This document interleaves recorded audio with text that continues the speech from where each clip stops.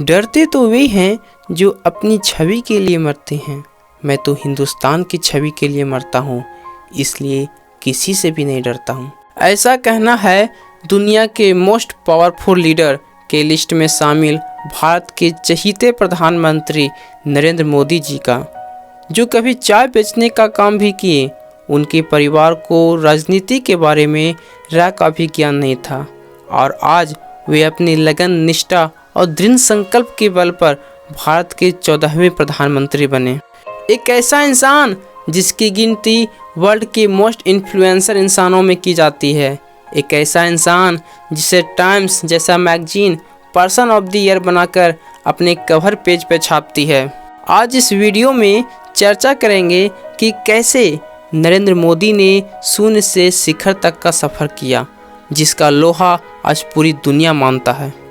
नरेंद्र मोदी जी का जन्म 17 सितंबर 1950 को तत्कालीन बॉम्बे राज्य के वडनगर गांव में एक गुजराती परिवार में हुआ था।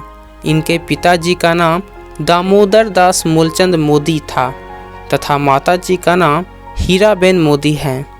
नरेंद्र मोदी अपने माता पिता की कुल 6 संतानों में तीसरे पुत्र हैं। उनकी प्राइमरी शिक्षा वडनगर में ही हुई।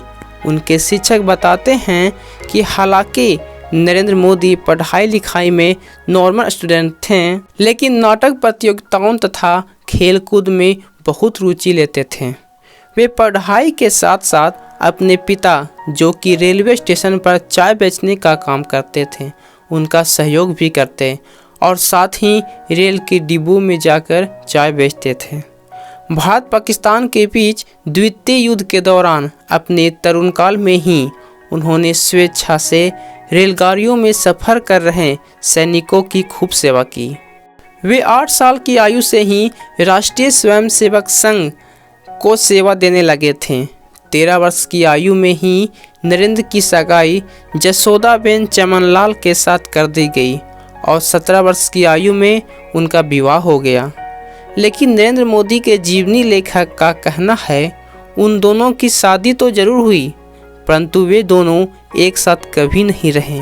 शादी के कुछ वर्षों बाद ही नरेंद्र मोदी ने घर त्याग दिया और एक प्रकार से उनका वैवाहिक जीवन लगभग समाप्त सा हो गया।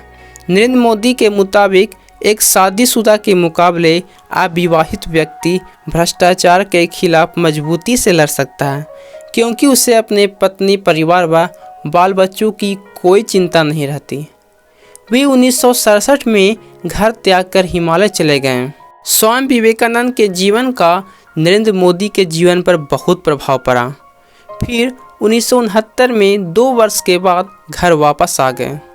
वहाँ से वे अहमदाबाद गए, जहाँ बस स्टैंड पर उनके चाचा जी के चाय की स्टॉल थी और यहाँ भी उन्होंने चाय बेचने का काम किए।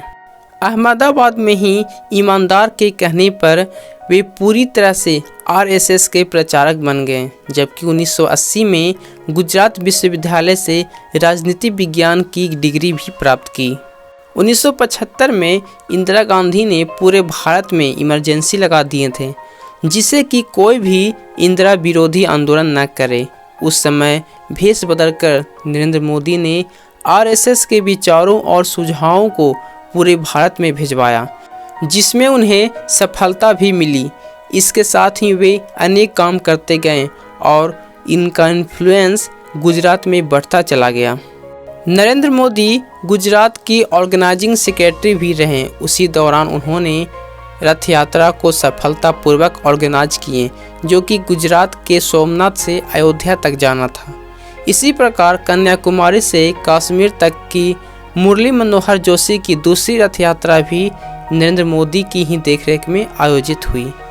इसके बाद शंकर सिंह वाघेला ने पार्टी से त्यागपत्र दे दिया, जिसके परिणाम स्वरूप केशुभाई पटेल को गुजरात का मुख्यमंत्री बना दिया गया और नरेंद्र मोदी को दिल्ली बुलाकर भाजपा में संगठन की दृष्टि से केंद्रीय मंत्री का दायित्व दिया गया, जिसे उन्होंने बखूबी निभाया।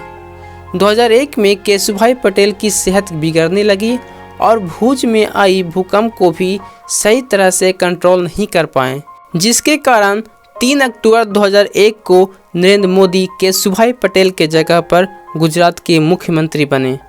जितने भी सफल व्यक्ति हुए हैं उनके जीवन में कई सारे चुनौतियों का सामना करना पड़ा है। ऐसा ही दौर आया 2002 का, जब नरेंद्र मोदी का नाम गोधरा कांड से जोड़ा गया। दरअसल 27 फरवरी 2002 को अयोध्या से गुजरात लौटने वाले गोधरा स्टेशन पर साबरमती ट्रेन में हिंसक भीड़ के द्वारा आग लगा दिया गया। इसके बाद कई सांप्रदायिक दंगे भी हुए और इसमें लगभग 1200 लोगों की जान भी गई, जिसे न्यूयॉर्क टाइम्स ने मोदी प्रशासन पर आरोप लगाया और कांग्रेस सहित कई विपक्षी दलों ने इस्तीफे की मांग भी की। इस घटना के जांच के लिए हाई कोर्ट ने विशेष जांच दल के द्वारा जांच भी करवाया और दिसंबर 2010 को हाई कोर्ट ने मोदी पर लगाए गए आरोपों को गलत ठहराया। नरेंद्र मोदी गुजरात में 2001 से लेकर 2014 तक लगभग 13 साल मुख्यमंत्री रहे। उन्होंने मुख्यमंत्री के रूप में गुजरात को एक नई ऊंचाइयों तक ले गए और गुजरात को देखते ही देखते भारत की मोस्ट औद्योगिकी राज्य बना दिया। उनके कार्यों का अंदाज़ा इस बात से भी लगाया जा सकता है कि गुजरात के चुनाव में विपक्षी नेता बिजली, सड़क और पानी की बात नहीं करता।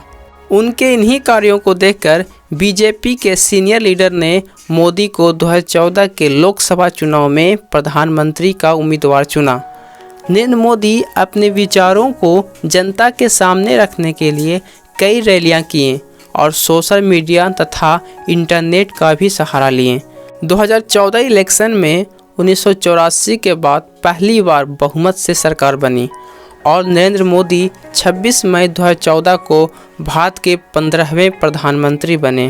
प्रधानमंत्री के रूप में उन्होंने कई कार्य किए, जिससे कि 2019 के लोकसभा चुनाव में वे फिर से प्रधानमंत्री बने।